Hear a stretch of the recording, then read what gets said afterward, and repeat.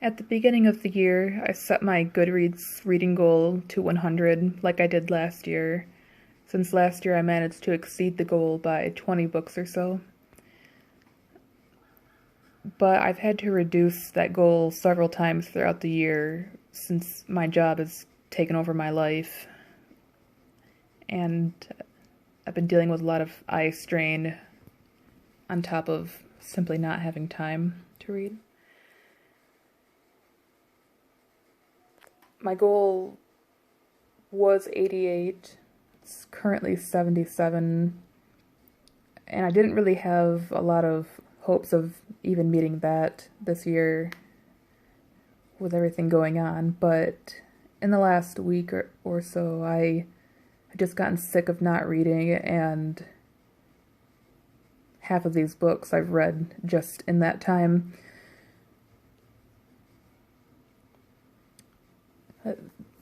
This was actually the 45th book of the year. Bird Cloud by Annie Proulx. I started reading that last month. I finished it on September 1st or 2nd. I really liked the last couple essays in particular, since they were less about the house she built on Bird Cloud and more about local history and local wildlife. Even though I've felt a little iffy about her fiction, reading this reminded me what a good writer she actually is, and I'll probably read more of her fiction soon. Just give it another shot.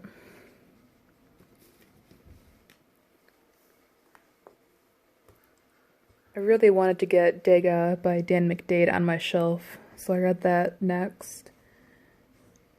And it was really great. I'm always a little afraid that short stories like this won't seem long enough, but this was perfect. The art is really cool. The story was a lot about time and identity and memory. And it was really weird and fascinating. But my favorite part were the production notes that were included in the back. I love seeing people's creative process. That was really neat. But particularly, I liked that the artist talks about how he thought the story would only take a month or so to produce, and it took closer to 5 years. That's more or less how my creative process works, if it works at all. So that was somewhat heartening to read.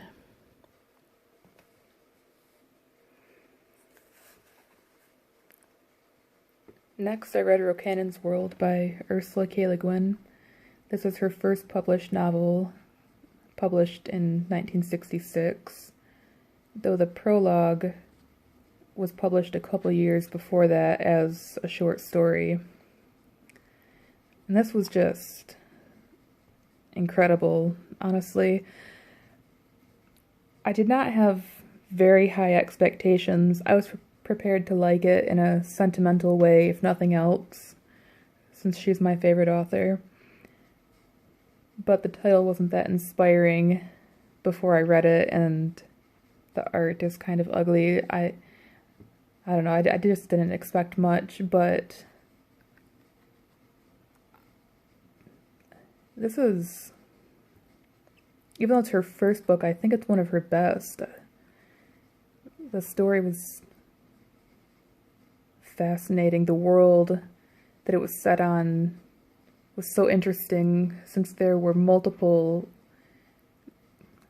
species of intelligent humanoid life, which seems like most people on Earth don't like that idea. I like that she went for it. And it really sets up the rest of her sci-fi novels well that she wrote over the years. The story is about an ethnologist who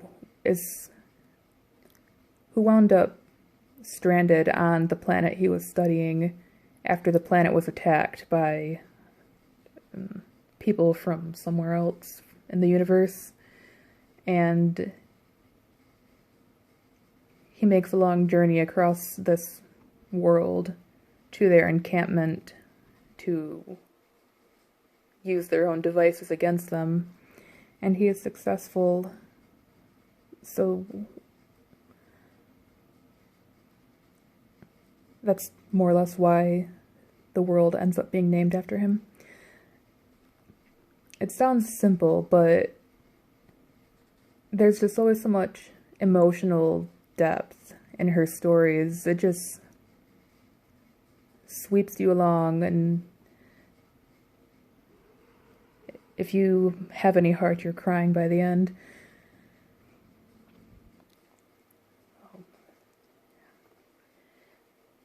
I do think this might be in my top 5 favorite of her books now.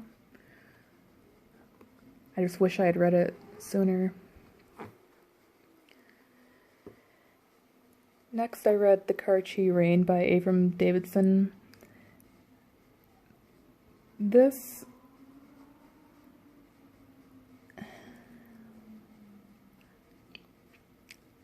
is not a book I'll probably reread. It wasn't bad. It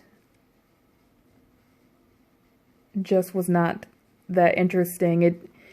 The pace was pretty slow, and it wasn't really until like the second half of the book that it picked up, and then I got into it. I thought it was interesting. It takes place in a time when Earth has been exhausted by humans, and most humans have left Earth behind.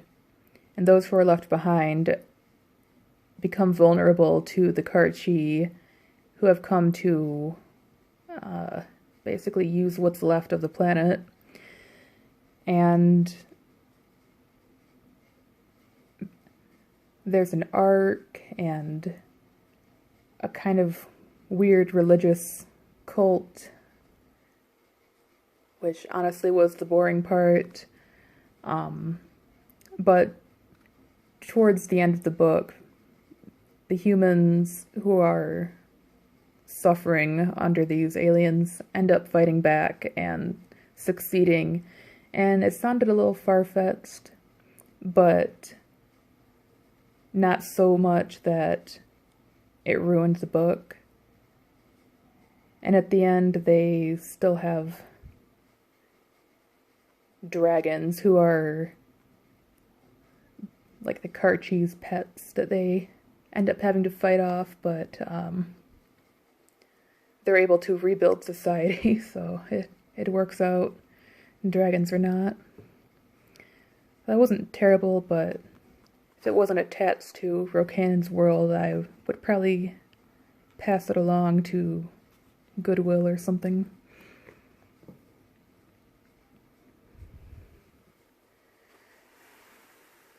To give my eyes a little bit of a break, I took the time to look through Josh Kern's latest photo book, Rauber. This is a book he did about and with his younger brother, Joshua. And I really enjoyed the photos. For one thing, this is a larger format than his previous books, so that was nice. I also just loved the collaboration between the brothers and seeing their family moments and their animals. But my favorite thing was the scenery, because it looks so much like where I grew up, even though they live in Germany and I live in the Midwest of the US. reminded me of my childhood, a lot of these pictures. They even have a brown dog, like my mom does. So, this was just really lovely. I always enjoy his work, and this is my favorite so far. I really look forward to his next one, whatever that may be. Also, I love the cover.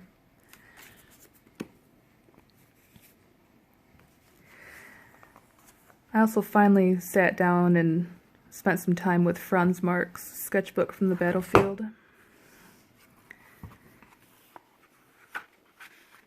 Truthfully, on the day that I did so, I should not have, because my eyes hurt a lot that day, but it was worth it. His work is just fascinating to me, and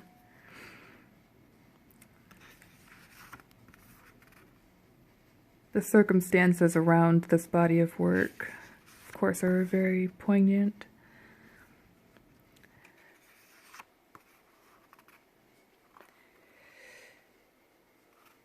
The afterword was really well written too. It's probably the best description of Marc's work that is possible to write. But it made me realize that I really need Marc's letters from the battlefield as well. So as soon as I finished looking through this, I bought that, and I'm going to read that soon. I left the paper band on just so it's more visible on the shelf.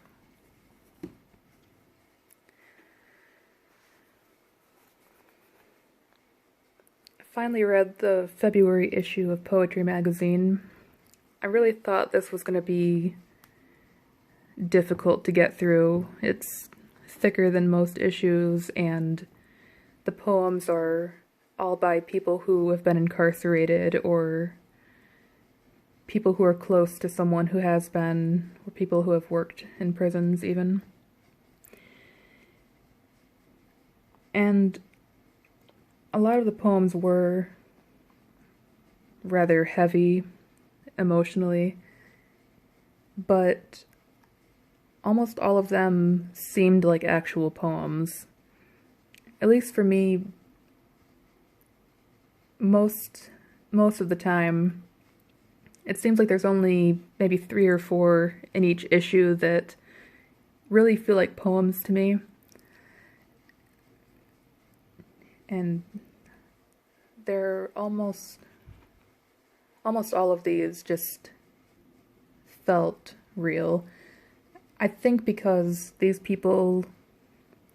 poems were actually about something, and they weren't just written for the sake of writing, which I think there's kind of a fine line there with poetry, but these certainly touched me more than the average collection of poems tend to. I did read the poem by the pedophile that was included that sparked the controversy over this issue.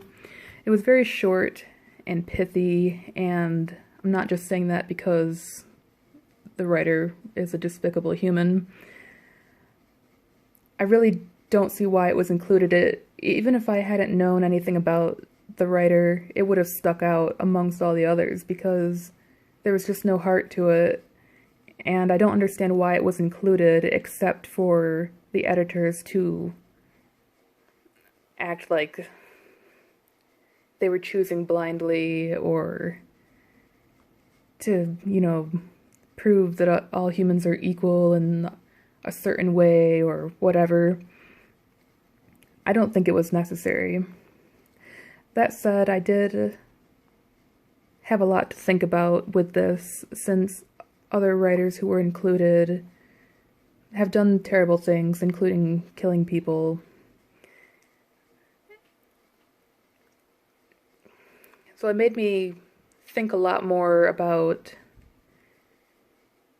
whether it is productive or necessary to conflate a work of art with the person who produced it.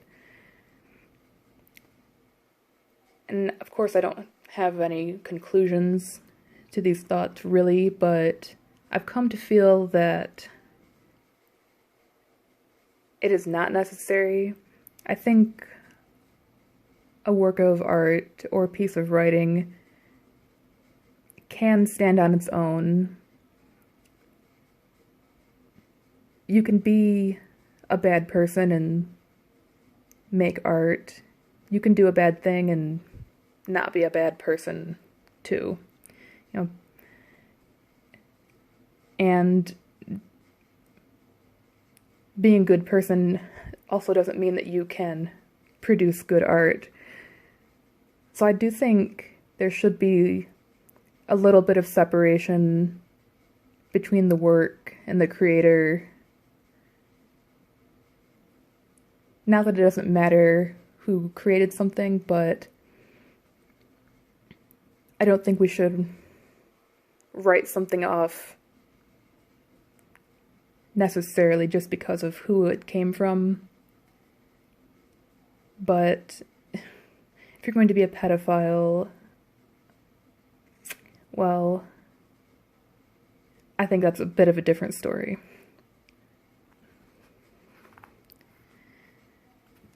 But overall, I really enjoyed this issue. Even aside from the poems that I particularly liked, I liked that it forced me to think a little more about art versus artists and things like that. I am now reading the March issue, so as usual, only about 6 months behind.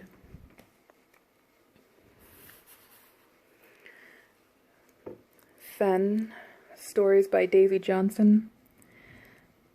I had this on my wish list mainly because of the title, because Fens are cool.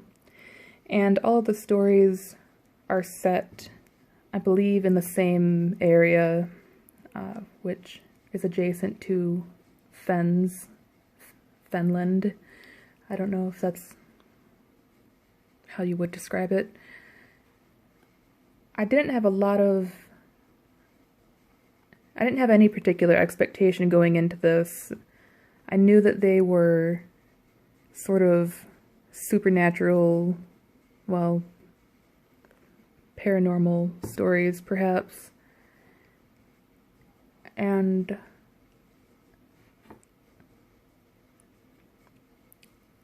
most of them I really liked, especially the first one. That completely blew me away, because I just wasn't expecting it at all.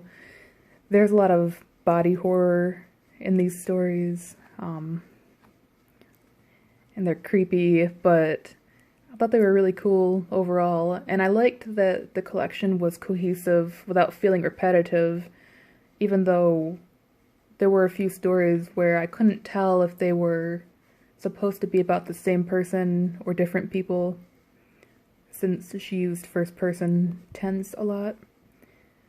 Either way, I really liked it, and I'd like to read more by her.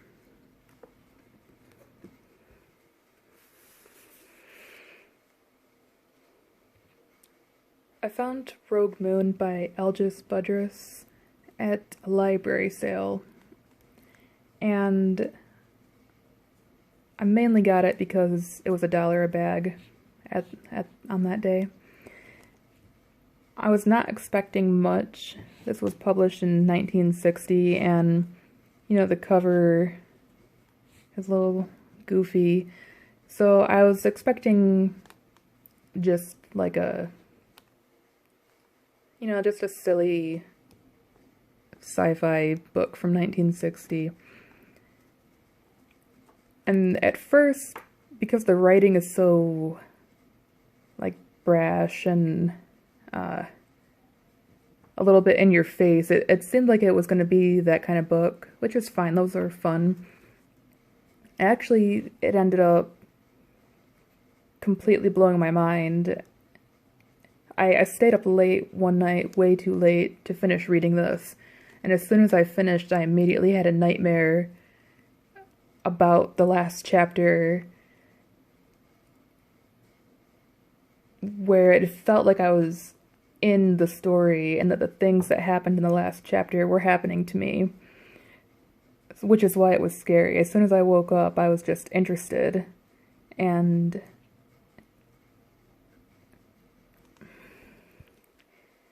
I'm not even sure how to explain it, but they can send people to the moon by copying them and transmitting the copy to a station on the moon. When they started doing that, they discovered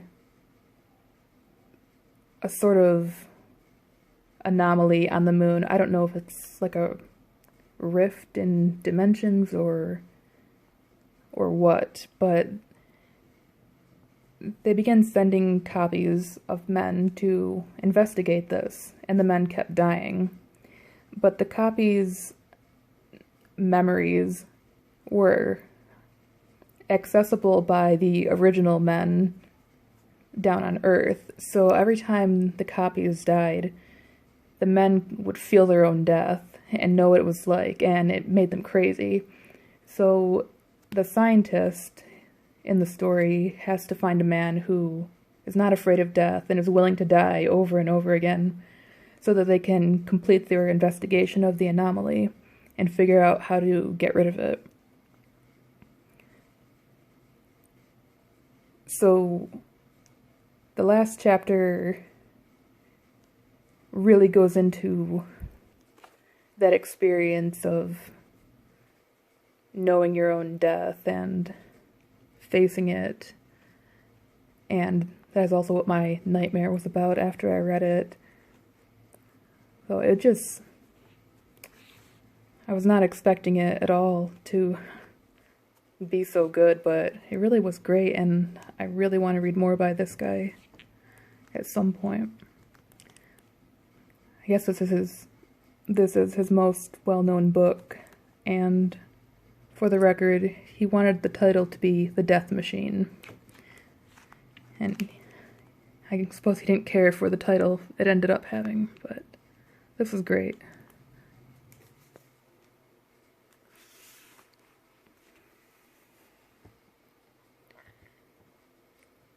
I don't generally buy a lot of YA or read much of it anymore, since I'm now about twice the age of the target audience. But I'd heard so much about this, and I read the sample on Kindle. I thought the first couple chapters were great, so I bought it about a year ago. I'm only just getting to it now. I suppose the cooling weather put me in sort of a spooky mood, which is why I chose this. It is about a young trans boy who comes from a family of Brujo's. They revere the Lady Death, and she gives them their powers, which they use to heal and to guide spirits to the afterlife. The powers are segregated by sex, so his family won't let him perform the men's duties since he's trans. He ends up taking them on anyway because he wants to prove himself, and he succeeds in doing that. And he also falls in love with a dead boy along the way, which was cute. I actually really enjoyed this book. I read it almost in one day, I think. But I did think the climax was kind of rushed, and the romance became a little melodramatic towards the end, both of which are sort of typical for YA stories, so I don't hold it against it. I thought the writing was really good, and I really loved reading about Latinx culture, albeit in a fantasy world with magic. I thought the magic was really cool. It was just nice to read something that isn't the usual cookie cutter YA thing. I thought it was really well done for the most part, and I know Aiden Thomas has already published another book since this one. I think that's about Peter Pan, so I'm not sure I'll read that. At least not anytime soon, but I do intend to make my little sister read this next. I think she'll like it.